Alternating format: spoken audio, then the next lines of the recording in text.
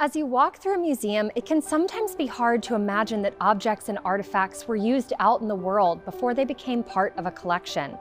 They weren't made to be in a museum, but after their original intended lives, they live on again for us to learn from. I'm here in our International Small Craft Center with our Portuguese Moliceiro, or kelp boat. This was one of the first 5 boats in our collection and was accessioned in 1934.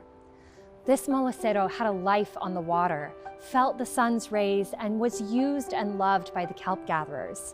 It would be loaded with seaweed that was destined for farms where it nurtured the soil and the crops. And while it's a beloved part of our collection and is used to help tell the global maritime story to which we are all connected, it can feel out of place. A 46-foot-long boat inside of a building. But art can help us make sense of these objects in the real world, give them permanence and placement, and breathe life back into them, which is exactly what José María López Mezquita has done with this piece. This 1933 oil-on canvas, simply titled Portuguese Kelp Boat, transports us back in time to the western coastal town of Aveiro, Portugal, and a sunny day on the canals. The periwinkle blue of the sky is only obstructed by a few fleeting clouds which have been brushed into it with gestural strokes. They hint at the shape, but don't define them. The calm water of the canal dances in the sunlight with the reflection of the sky and the many moliceiros which are out hard at work. One of the first things that I noticed when I saw this piece was the identification number and the painting on the raised bow. It stuck in my mind, and I knew I had seen it somewhere and couldn't seem to place it. And then it hit me. This is a painting of our Moliceiro. So I rushed over here to the Small Craft Center. In my 3 years at the museum, I've walked past this boat dozens of times.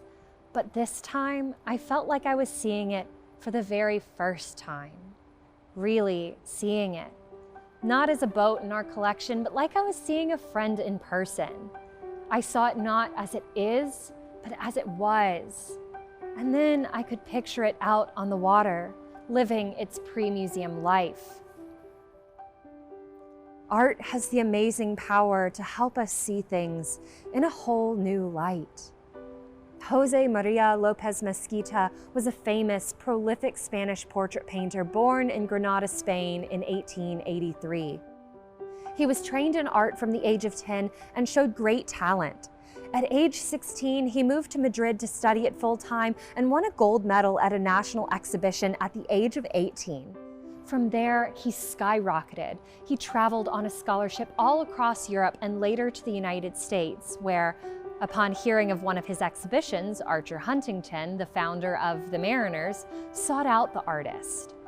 Mr. Huntington commissioned López Mezquita to travel back to Spain and Portugal and paint scenes of Hispanic life and culture. This work comes to us from that commissioned series. Though we have 5 maritime works of López Mezquita's, this work in particular stuck out to me. The style is impressionistic with hints of later styles, and while some of the other paintings of the small craft take on the hints of Impressionism, this one was more so. Impressionism is a popular, beloved style that spans the second half of the 19th century and was prolific across Europe, the UK, and a little bit later, the US. It's classified by quick, expressive brushstrokes that capture light and atmosphere, as well as the use of bright and playful colors. This work was created 30 years after the recognized period of Impressionism, but during a time that this style was popular in Spain and Portugal.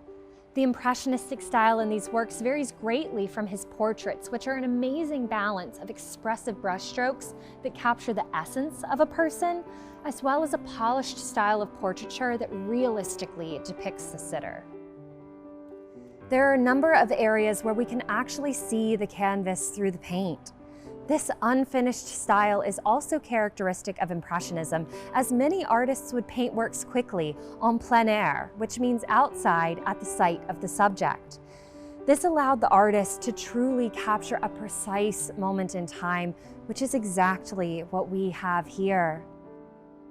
In the large, quick brushstrokes, there's a unique motion that's not defined, but rather the way you might see the motion of this scene if you squint your eyes.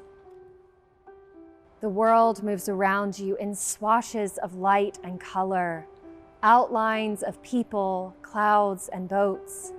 The water swirls with color and glints in the gentle sunlight.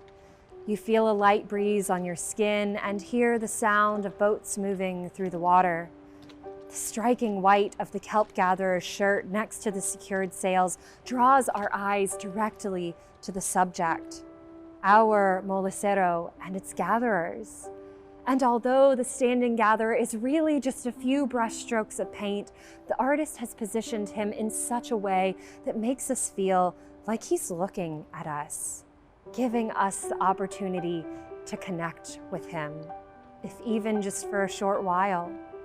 He sees us there, standing with Lopez Mezquita while he works to capture this scene, this fleeting moment on this beautiful day.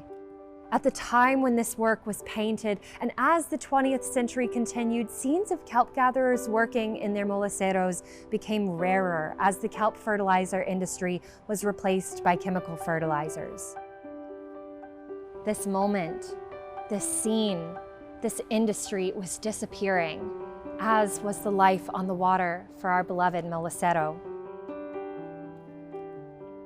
But while this Moliceiro may not have been made to go in a museum, while it already lived its first intended life, by being here at the Mariners Museum and Park, it gets to live again. Together with this painting, it gets to tell us its story about this industry and the gatherers who loved it, how it helped nourish the crops that fed the nation or were traded to other countries. We see its original purpose, its heritage. And by being here, by seeing this boat and appreciating its life and its story as told through this painting, we are given the opportunity to become part of its second life.